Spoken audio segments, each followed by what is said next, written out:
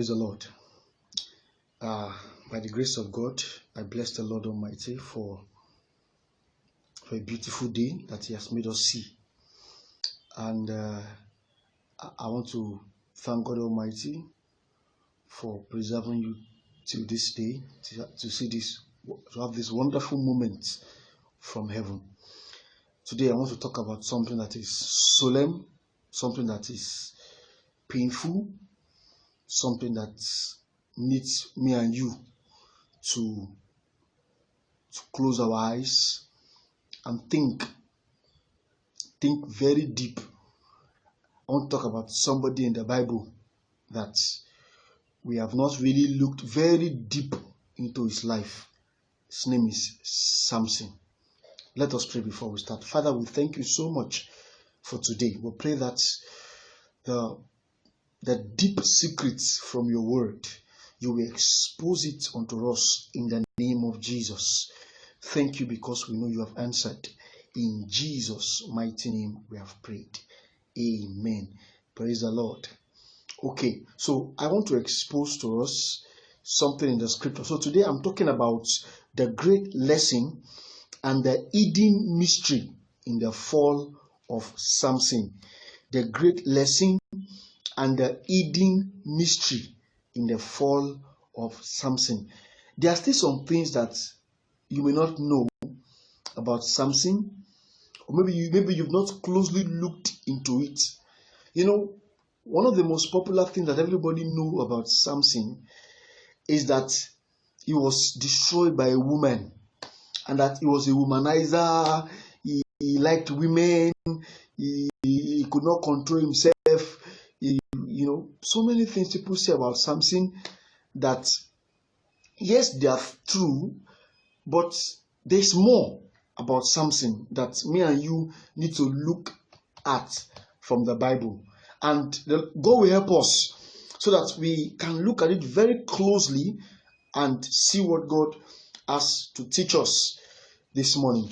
In Judges chapter 13, that's where it all started. Samson was born.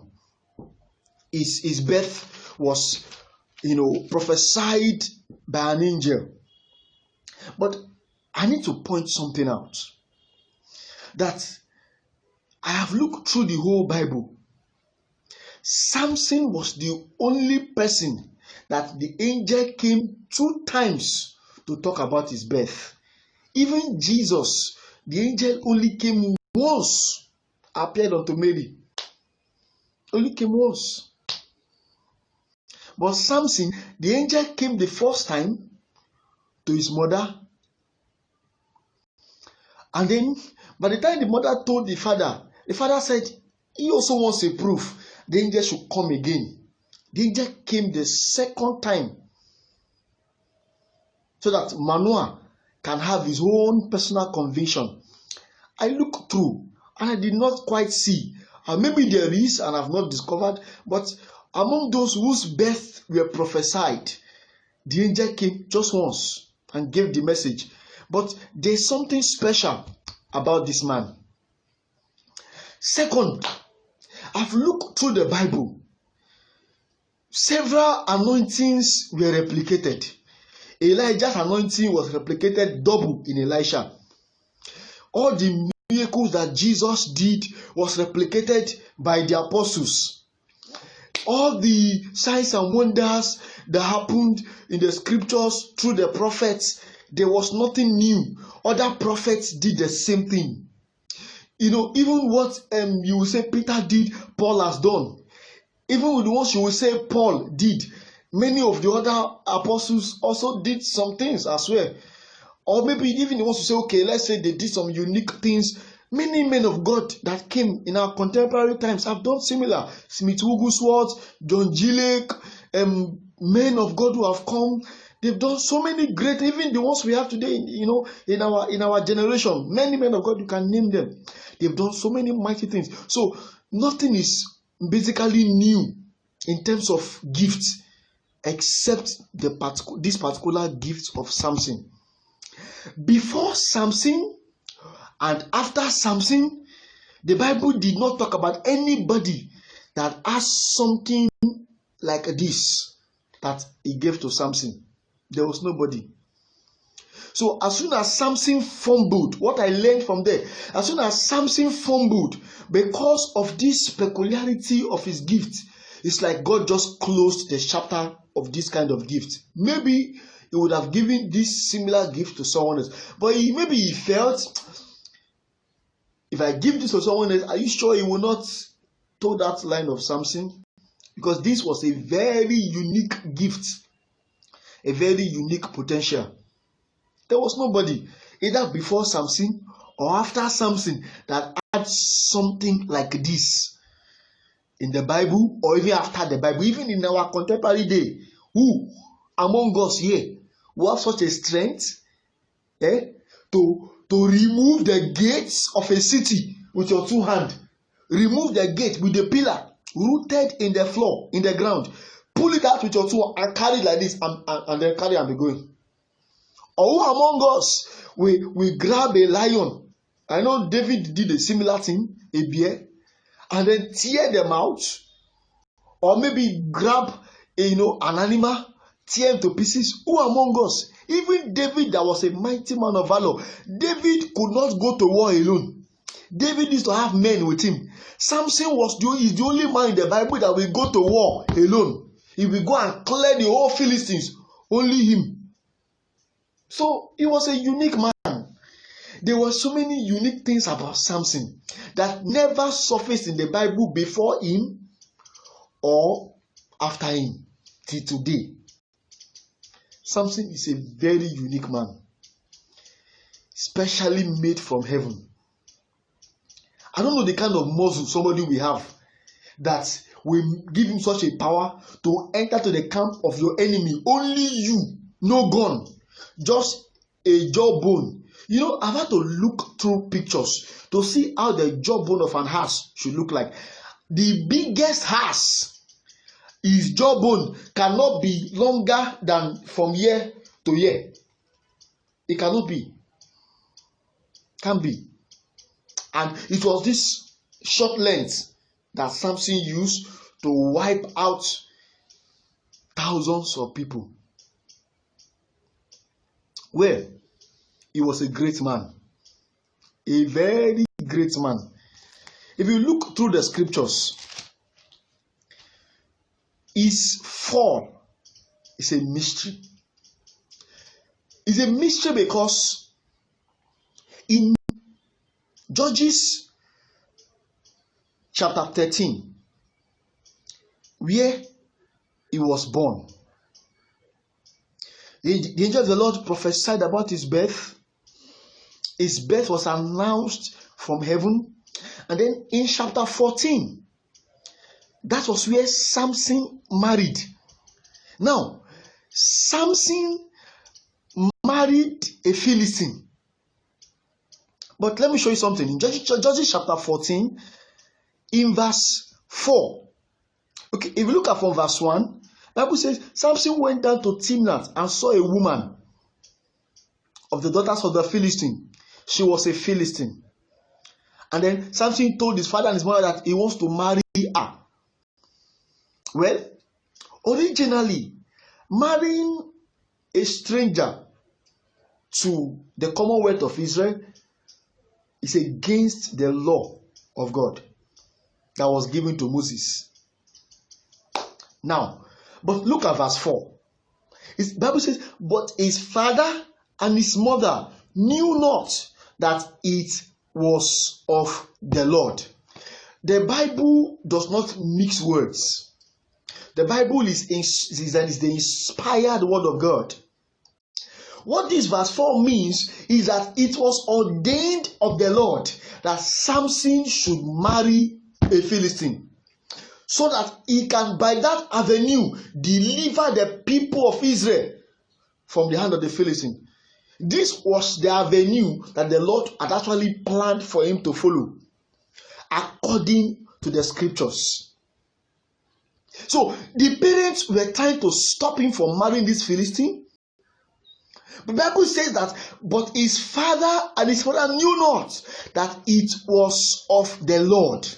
This particular phrase in the Bible made me realize that Samson marrying a Philistine was actually of the Lord. Please, don't quote me wrong. I am reading the scriptures to our understanding. But the problem was that, yes, your beginning can be of the Lord, but what about your ending? The fact that you are working in that company may be of the Lord. The Lord opened the door, He gave you, but you now enter the company and begin to steal from the company. Please, is that one of the Lord as well?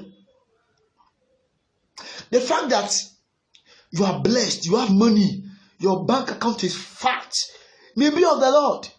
The Lord blessed it, expanded it, blessed it so much, and you became so big and rich. But now you are using that money to womanize.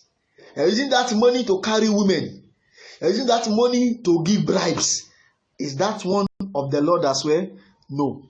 So your beginning might be of the Lord, but in the middle of the way, you can divert it. That's exactly what happened to Samson.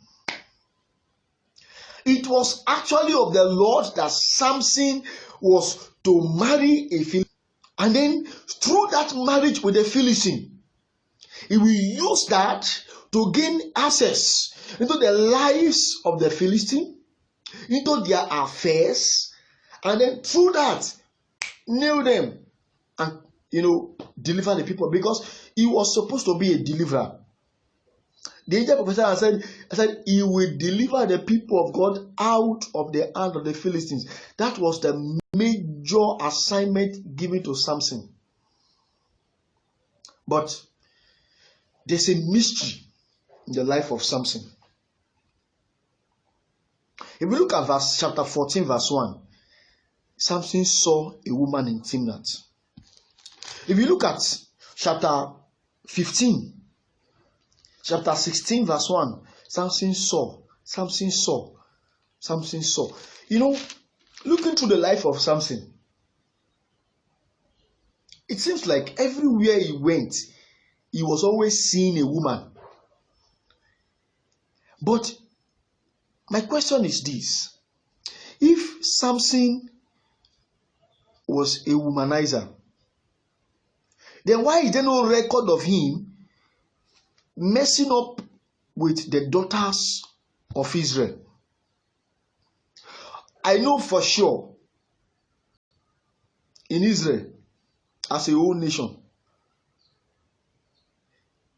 there's no way, at least, they will have some beautiful damsels. There's no way. No matter how terrible a place is, no matter how terrible a land is or a nation, you can't tell me in a whole nation they will not be. Even in small Nigeria, even in Lagos, even in this my community where I live, if you look at, there's no way they will not be beautiful themselves, well furnished from heaven, well packaged, beautiful, lovely, good behavior and everything. But you know what? Samson did not see any of these people. I'll tell you why. Because Samson was not a womanizer. He was just an overconfident prophet. He was just an overconfident judge. Because a womanizer will not care. And a womanizer is somebody that anything he is scared, he goes for it. Whether you are in Israel, whether you are in Philistine, whether you are living in the gutters or you are living in the woods, a womanizer goes for anything he's scared. A womanizer is somebody who is weak towards every lady, any girl is weak towards them. But there was no account of Samson messing up or defiling the daughters of Israel, or maybe even going close to one damsel in Israel and then maybe meet with her. There was no record of such. This is the stage you get to in your ministry as a minister of God, where you feel like you can go into the camp of the enemy and do what you like, and nothing will happen. There's nothing will happen. Do your worst. That's it. Nothing will happen. That you are in the house, you are in the midst of your enemies. And then you go in chapter 16, and then you go and sleep with a harlot in the camp of your enemies. That's not humanizing, that's overconfidence. Israel was a blessed land. And I'm telling you, they had women. And take it or leave it. Not every woman in Israel will be God-fearing. Among them, there will be some of them that will be living a useless life. It's normal. Among every 12, there will be a Judas. And so, I'm very sure in Israel, there will be women who will be almost like harlots. Yes, it's everywhere. You cannot separate that fact. If you look to the Bible, you even see that we had harlots in the midst of the people. People who were doing rubbish. But you know what? Samson did not. It would have been a sin, quite all right, to go into harlot in any form, in any way. But he did not even go to the people in Israel. He went to harlot in Philistine. Let me see what you can do. Do your worst. There's nothing you can do to me. You went into their harlot and slept there in that place. At times even spent the night in the land of the Philistine. Do you know what I call that? I call that mysterious overconfidence. Foolish overconfidence. Foolish confidence. Sometimes you're a minister of God, or maybe you see yourself that you feel you are so strong, you feel you are so mighty, you feel nobody can crush you, you feel you are so anointed, you feel you are so emboldened, you feel you are so loaded, and then pride coming. And then you tell people, I cannot fall. You want to blame you, I cannot fall. Do you know what? I've heard and I've seen. In those days, even people like Pastor W.F. Kumi and some of these other pastors, Pastor W.F. Kumi, that time I used to hear that even his office, between his office and the reception was a glass where everybody can transparently see what was happening inside. Then I don't know. And so it's a way of keeping yourself, because there's no point being overconfident. Yes, the anointing is there.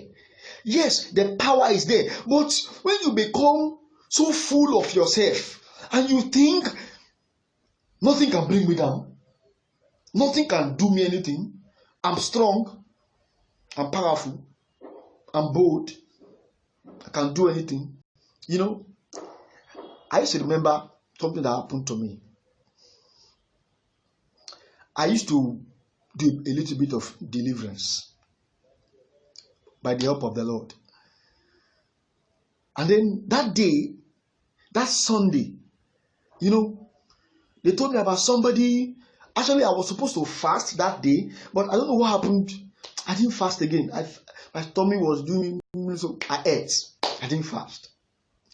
I got to the church and they brought this young man, heavily demonized. In fact, they could not even hold him.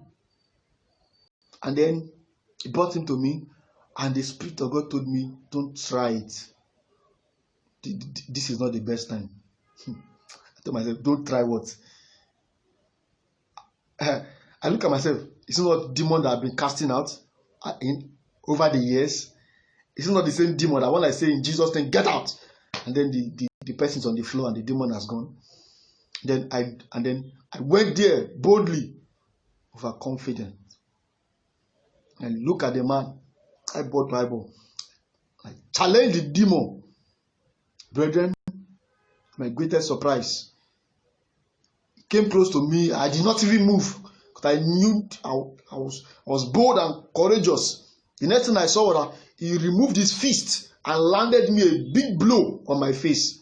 It was funny, but I tried to caution me, the demon, he gave me the second one. Go! Then I knew that this is not the time. Here am I driving out.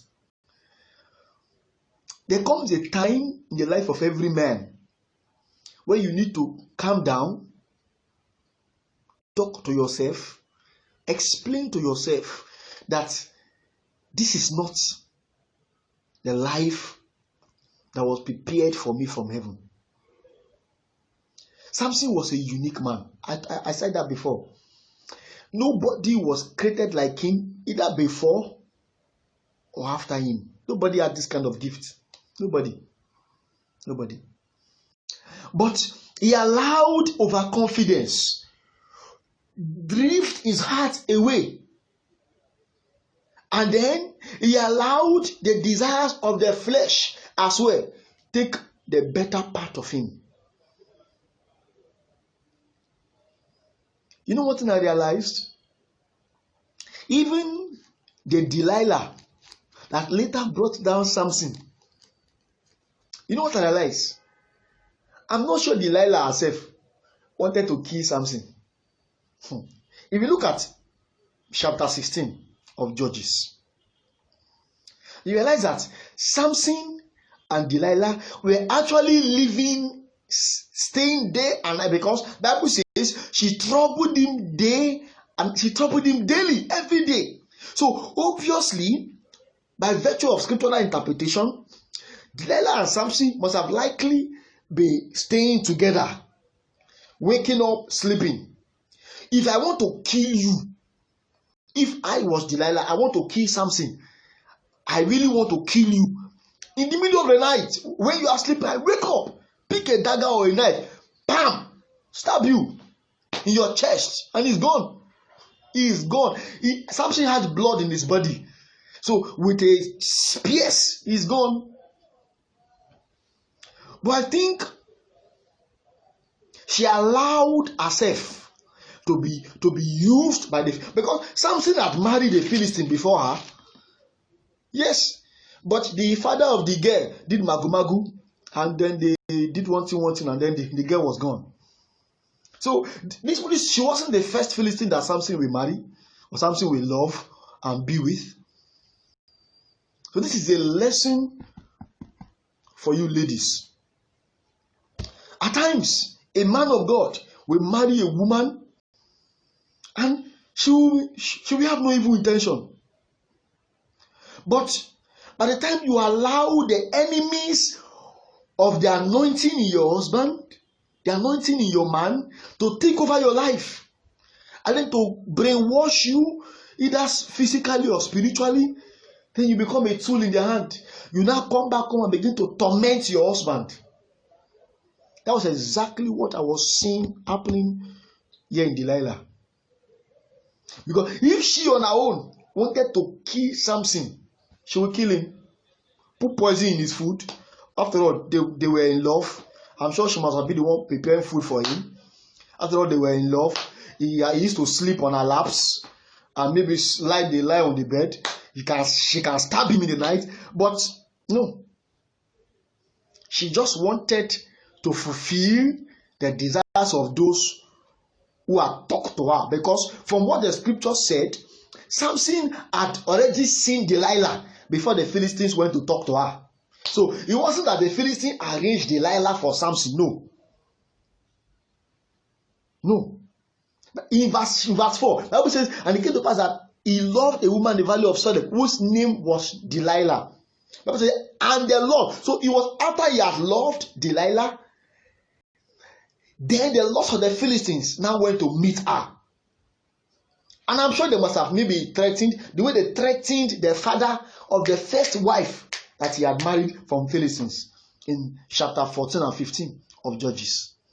So you see, sisters, don't just be pointing something. We all roles to play. We all have things to learn from the circles of Samson. The name Delilah has really, in fact, I hardly see people name their children Delilah. Because, of course, she pulled a mighty man of God. But there's a lesson to learn from what happened to Delilah and what happened to Samson.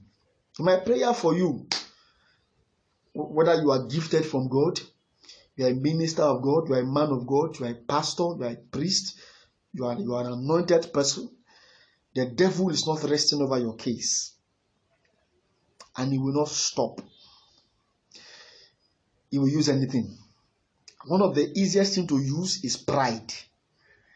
And I'm telling you today what I can deduce from my studies about the life of Samson that brought down Samson. The first thing that brought him down was pride and overconfidence. Then, before the lust of the flesh. But because if truly his problem was a woman, maybe he would have married somebody in Israel. But after doing the analysis and the studies, I realized that his marrying a Philistine was even of the Lord.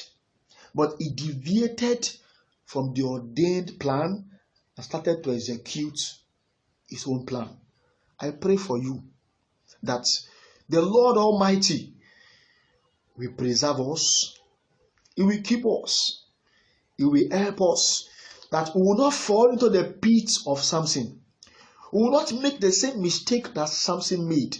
In the name of Jesus, let's learn from the life of Samson. Let's learn from what happened to Delilah. I've just explained it. Anybody can be manipulated. Anybody can be threatened. But please, make sure that Satan does not use you as a tool to destroy the lives of other servants and children of God. You will bow your heads and talk to God today and say, Father, I surrender myself. Please, let me not be a tool in the hand of the enemy. In the name of Jesus. Talk to God in prayers.